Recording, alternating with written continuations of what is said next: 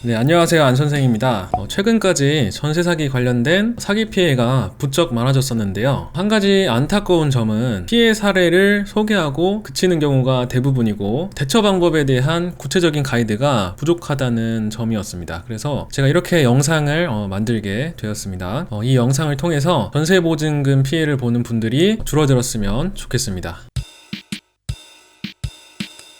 여러분이 이 체크리스트를 활용하신다면 전세 사기의 피해자가 되는 일은 거의 없어질 겁니다. 이 체크리스트는 여러분이 보증금 뗄 걱정 없이 계약을 마무리하고 좋은 집에 살 수 있도록 도와줄 겁니다. 체크리스트 파일은 영상 내용란과 고정 댓글에 있는 링크를 눌러서 다운받으실 수 있습니다. 이 영상을 통해서 방법을 숙지하시고 체크리스트를 제대로 활용해 보세요. 한 가지 미리 말씀을 드리자면은 이 영상에서는 전세 사기의 방식이나 사례들을 자세히 다루지는 않을 겁니다. 그 대신 현실적인 대처 방법들을 위주로 다뤄보려고 합니다. 만약에 전세 사기 사례들에 대해서 구체적인 내용이 궁금하신 분들은 영상 하단 설명란과 고정 댓글에 정리해둔 다른 크리에이터 분들의 자료를 참고하시면 좋을 것 같습니다. 저는 현실적인 행동 요령들을 알려드리겠습니다. 자, 그러면은 이제 체크리스트 내용을 설명해 드리겠습니다. 체크리스트에는 우리가 전세 사기를 방지하기 위해서 계약에 임할 때 행동해야 할 내용들이 정리되어 있습니다. 가장 좌측에는 시기가 나와 있는데 계약 전에 해야 할 일들, 계약 시에 해야 할 일들, 계약 후에 해야 할 일들로 분류가 되어 있습니다. 그 다음 우측 칸에는 어떤 사기를 방지하기 위해서 행동해야 하는지 그 이유가 나와 있습니다. 그 다음 우측 칸에는 구체적인 행동 방안이 나와 있습니다. 이 행동 하나하나를 체크를 하시면서 계약을 진행하면 전세 사기를 방지하실 수 있을 겁니다. 자, 지금부터 이 행동들을 어떻게 해야 하는지 하나씩 설명드리고자 합니다. 먼저 계약 전에 체크해야 할 일들을 살펴보겠습니다.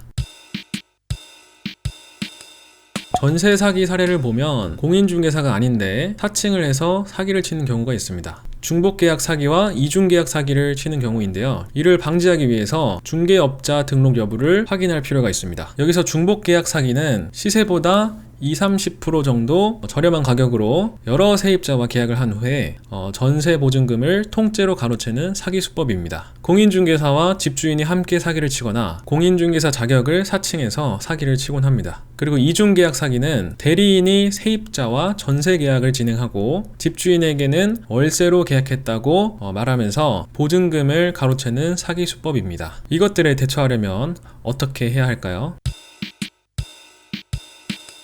중개업자 등록 여부를 확인할 때는 공인중개사 사무소, 공인중개사, 중개보조원의 정보가 올바른지 확인해야 합니다. 네이버에 국가공간 정보포털이라고 검색을 해서 사이트에 접속합니다. 열림공간 항목에서 부동산 중개업 조회 항목을 클릭합니다. 상세 검색 항목에서 중개업 사무소를 체크하고 상호명과 중개업 등록번호를 입력하고 검색을 하시면 등록 내역을 확인할 수 있습니다. 중개업 등록 번호는 중개사에게 여쭤보시거나 임대차 계약서의 가장 하단에 보시면 중개사 정보와 함께 기재되어 있습니다.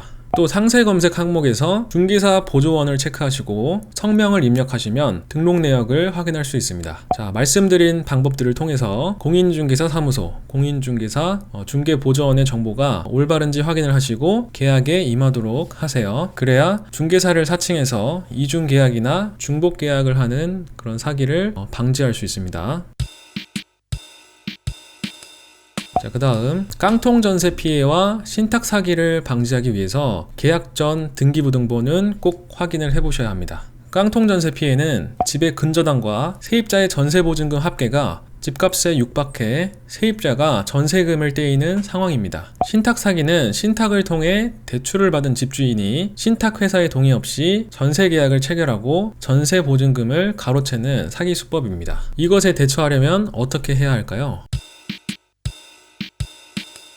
먼저 등기부등본 을구에 근저당이 있는지, 있다면 얼마나 있는지를 확인하세요. 이때 이 공식을 활용해서 위험한 집이 아닌지 확인해 봐야 합니다. 왜 이런 공식을 사용해야 하는지에 대한 상세한 내용이 궁금하신 분은 제가 올려두었던 이 영상을 참고해 주세요. 만약 근저당 채권 최고액과 내 전세보증금을 합친 금액이 매매가의 70%보다 크다면 깡통 전세의 위험성을 갖고 있다고 볼 수 있습니다. 이런 경우에는 계약하지 않는 것이 좋습니다. 반대로 근저당 채권 최고액이 없다면 0으로 치고 내 전세보증금 금액이 매매가의 70%보다 큰지를 확인해 봐야 합니다. 큰 경우에는 깡통전세의 위험성이 있다고 볼 수 있기 때문에 계약하지 않는 것이 좋습니다. 자, 그런데 이 공식을 계산해 보려면 내가 들어갈 집의 매매가를 알아내야 합니다. 어떻게 매매가를 알아낼 수 있을까요? 이 내용은 잠시 뒤에 계약 전 해당 집의 매매가를 확인하라 파트에서 알려드리겠습니다.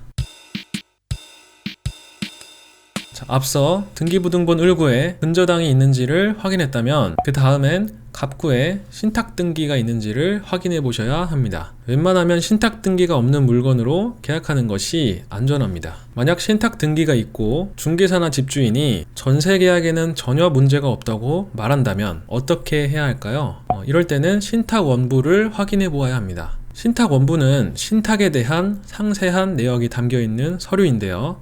부동산 임대 권한이 누구에게 있는지, 부동산을 담보로 한 대출의 내역이 어떤지 나와 있는데 이를 토대로 계약해도 안전한지를 파악해 볼 수 있습니다. 신탁원부는 네이버에 인터넷 신탁원부 발급이라고 검색을 하셔서 나오는 사이트에서 발급할 수 있습니다.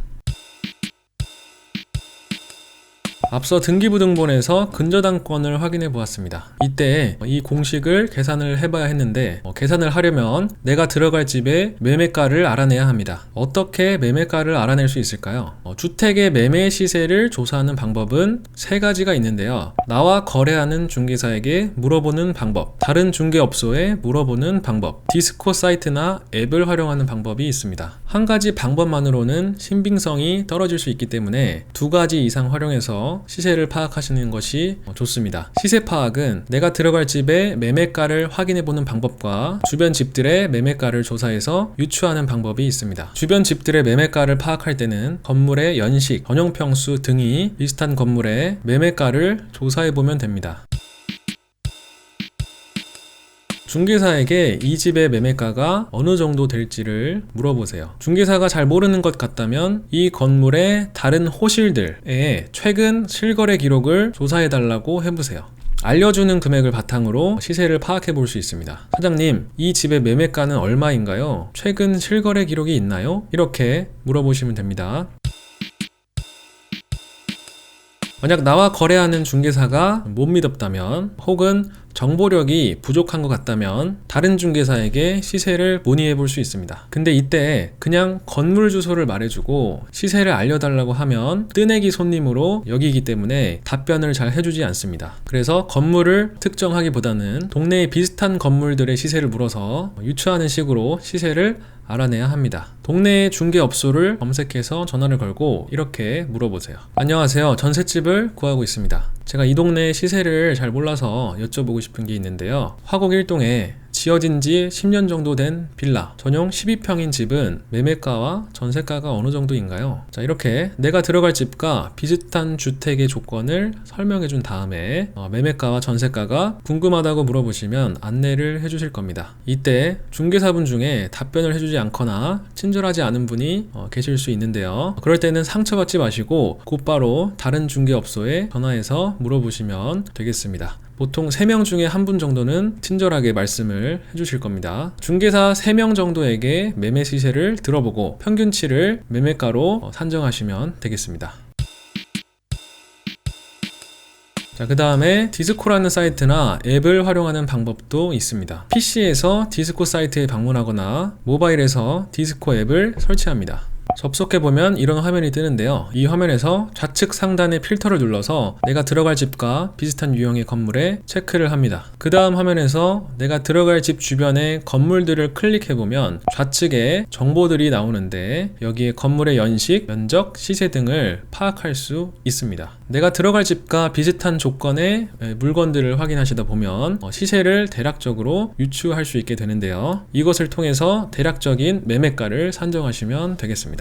자, 여기까지 나와 거래하는 중개사에게 물어보는 방법, 다른 중개업소에 물어보는 방법, 디스코 사이트나 앱을 활용하는 방법 등을 통해서 매매가를 조사를 해보았는데요. 이 매매가를 이 공식에 대입해서 계산을 해보고 혹시 깡통전세의 위험성이 있는 게 아닌지 확인해 보시면 되겠습니다. 만약 깡통 전세의 위험성이 있다면 그 집은 피하시는 게 안전합니다. 자, 그동안 신축 빌라 사기로 인해서 전세보증금 피해를 보는 상황이 많았는데요. 이를 방지하기 위해서 내가 들어갈 집의 시세와 주변에 있는 집들의 시세를 조사해서 비교해 볼 필요가 있습니다. 자, 여기서 신축 분양 사기는 신축 빌라나 오피스텔을 분양할 때 깡통 전세를 이용해서 보증금을 갈취하는 사기 수법인데요. 신축 건물의 시세가 자리 잡지 않은 점을 악용해서 벌이는 수법인데 최근까지 신혼부부들을 상대로 많이 일어났습니다. 이것에 대처하려면 어떻게 해야 할까요? 자, 집을 구할 땐 웬만하면 이제 막 지어진 신축은 피하시는 게 좋습니다. 신축 건물보다는 최소 2-3년 이상 지나서 매매가와 전세가가 어느 정도 자리 잡은 집에 들어가시는 게 좋습니다. 그런데 만약에 신축인 집이 마음에 들어서 포기하기가 어려운 상황이라면 어떻게 해야 할까요?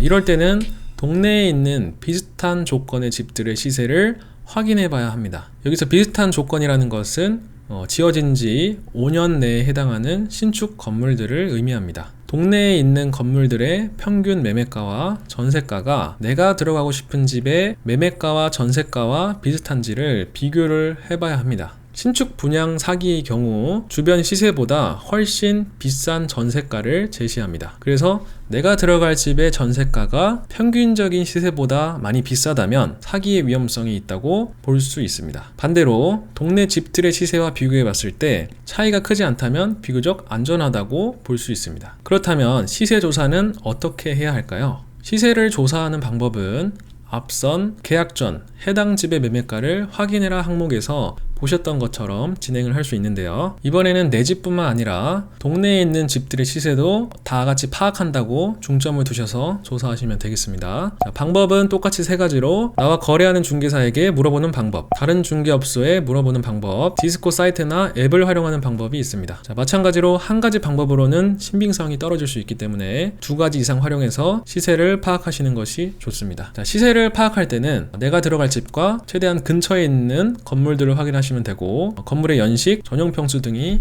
비슷한 건물의 매매가와 전세가를 조사해 보시면 되겠습니다. 자, 나를 담당하는 중개사에게 이 동네 건물들의 시세를 알아내세요. 예를 들어 이렇게 물어보시면 됩니다. 사장님, 다른 신축 건물들은 매매가랑 전세가가 어떻게 되나요? 중개사가 대답을 잘 못한다면 이렇게 다시 물어보세요. 지은 지 5년 이내의 건물들의 실거래 기록을 조사해 주실 수 있을까요? 자, 이렇게 물어봐서 알려주는 금액을 바탕으로 시세를 유추해 볼 수 있습니다.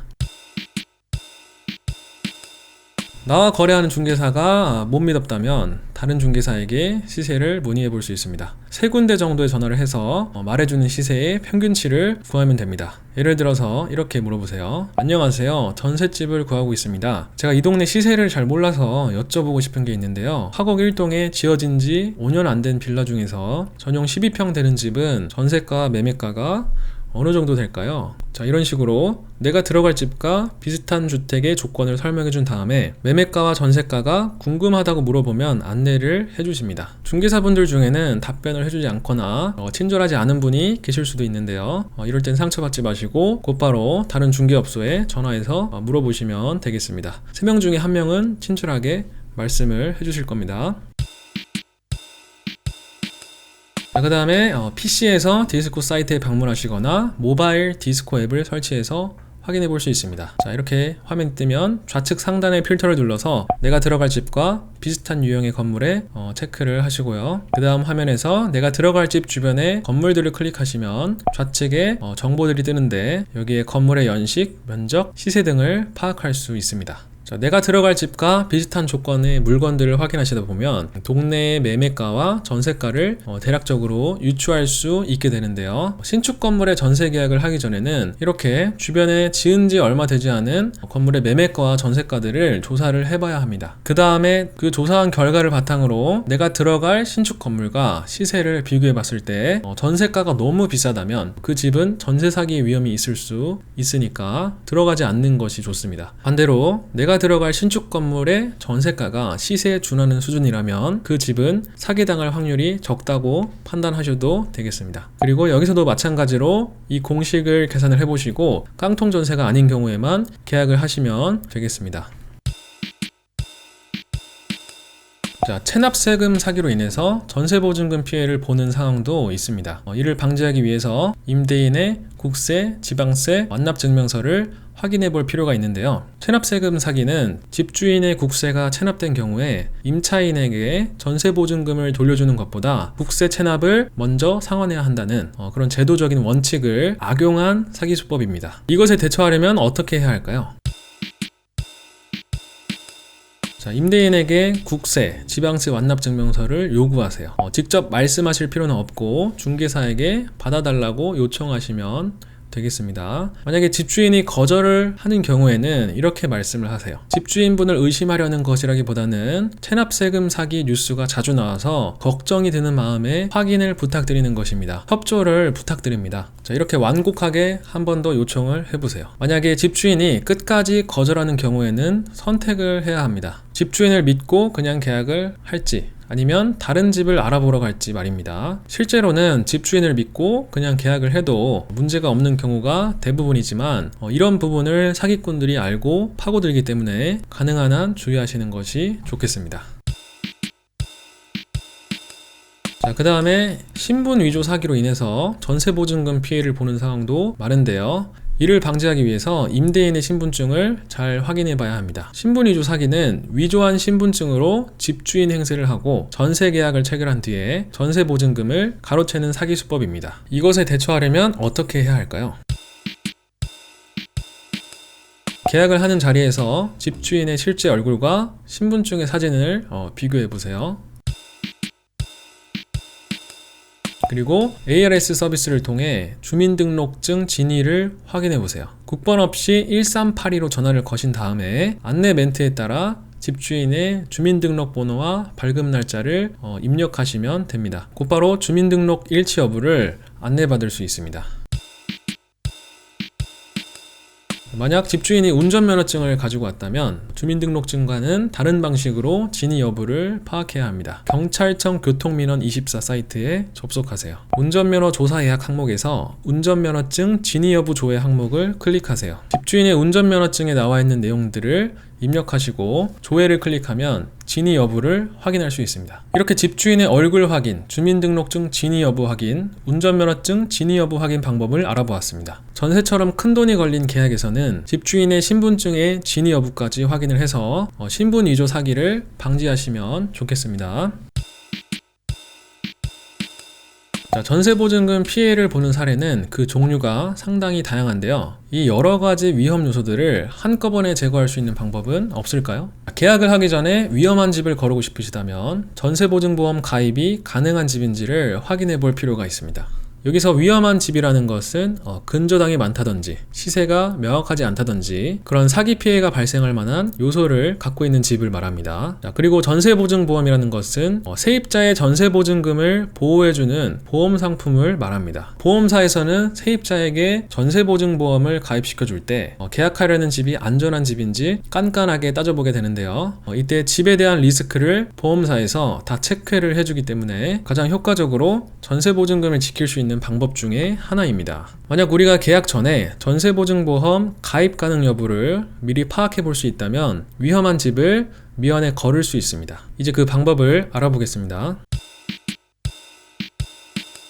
가장 쉬운 방법은 중개사에게 전세보증보험 가입 가능 여부를 물어보는 것입니다. 중개사는 집주인을 통해서 보증보험 가입 여부를 알고 있는 경우가 많은데요. 예를 들어서 해당 집이 과거에 전세보증보험이 가능했던 집이라면 특별한 일이 없는 이상 또 가입을 할 수 있습니다. 그래서 이런 내역들을 중개사가 알고 있으니까 한번 여쭤보세요. 그리고 만약 중개사가 모른다면 직접 가입 가능 여부를 확인해 볼 수 있습니다.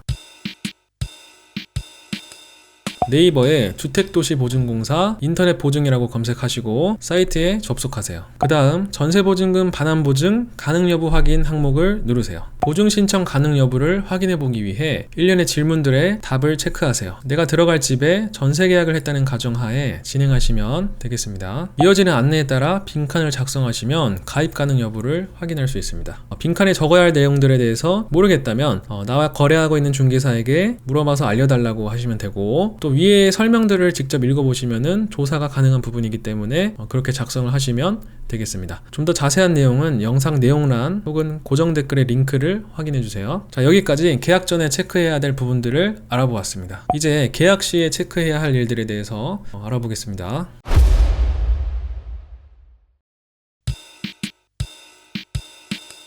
전세보증금 사기 중에는 이중으로 계약하는 수법이 있습니다. 이를 방지하기 위해서 임대인이 직접 나오는 경우에만 계약을 해야 하는데요. 이중계약 사기란 집주인이 아닌 공인중개사나 건물관리자 같은 대리인이 사기를 치는 상황을 의미합니다. 집주인은 월세로 계약을 해달라고 위임을 했는데 대리인이 임차인과 전세계약을 맺고 전세보증금을 갈취하는 수법입니다. 이것에 대처하려면 어떻게 해야 할까요? 웬만하면 임대인이 직접 나오는 경우에만 계약을 하세요. 직접 나와서 나와 얼굴도 보고 신분증도 보고 계약서에 도장도 찍고 하시는 것이 가장 안전합니다. 그런데 실제로는 임대인이 나오지 않고 대리인이 나오는 경우도 많은데요. 이런 경우에는 어떻게 해야 할까요? 이럴 땐 되도록 임대인 본인이 나오게끔 중개사에게 미리 요청하시는 게 좋습니다. 계약은 집주인과 얼굴을 보고 하고 싶어요. 이렇게 중개사에게 의사를 전달하시면 되겠습니다.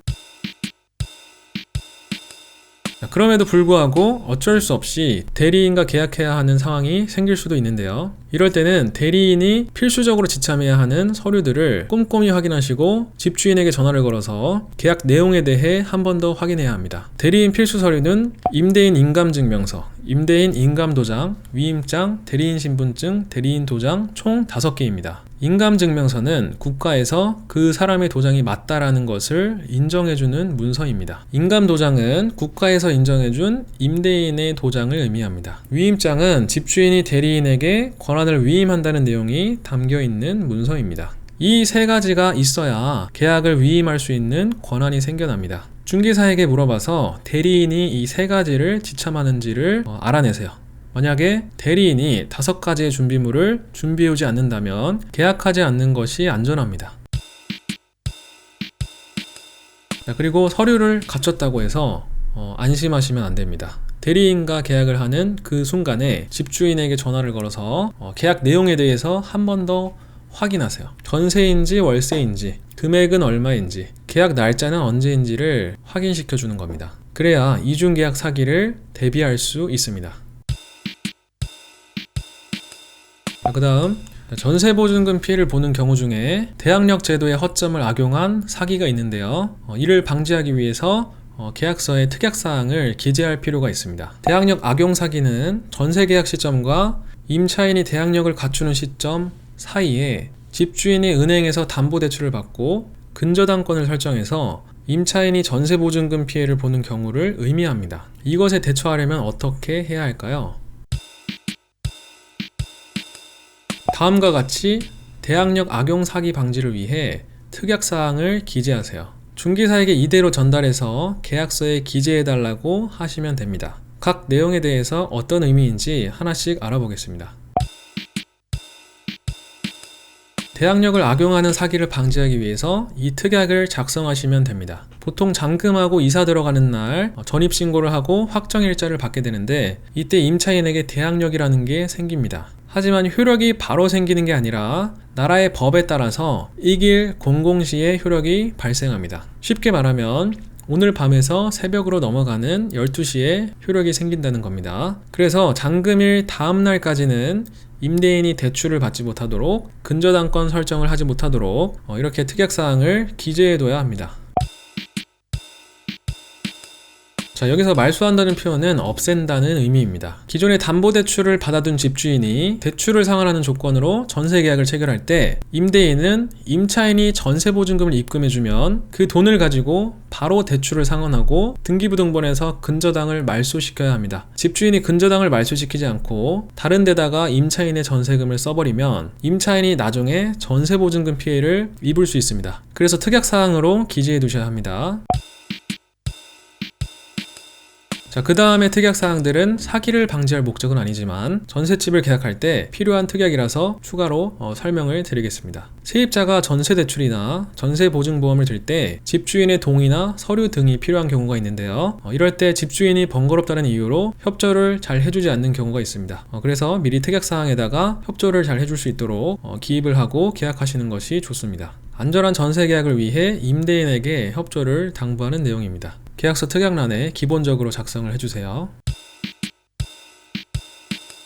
보통 집을 구경하고 선택을 하게 되면 중개사가 등기부등본을 확인시켜주고 가계약을 진행하게 되는데요. 이때 별일이 없는 경우에는 며칠 뒤에 계약서를 작성하게 됩니다. 그런데 만약 이 며칠 동안 집주인이 집을 담보로 대출을 받거나 신탁 대출을 받게 되면 우리가 전세보증금 피해를 볼 수도 있습니다. 이를 방지하기 위해서 계약 바로 직전에도 한 번 더 등기부등본을 확인해 주셔야 합니다. 깡통전세 피해가 무엇인지, 신탁 사기가 무엇인지, 등기부등본에서 어떤 걸 확인해야 하는지는 계약 전 등기부등본을 확인해라 파트에서 설명을 드렸습니다. 해당 내용을 참고해서 등기부등본 을구에 근저당이 있는지, 있다면 얼마나 있는지 확인하고 등기부등본 갑구에 신탁 등기가 있는지 확인하시면 되겠습니다.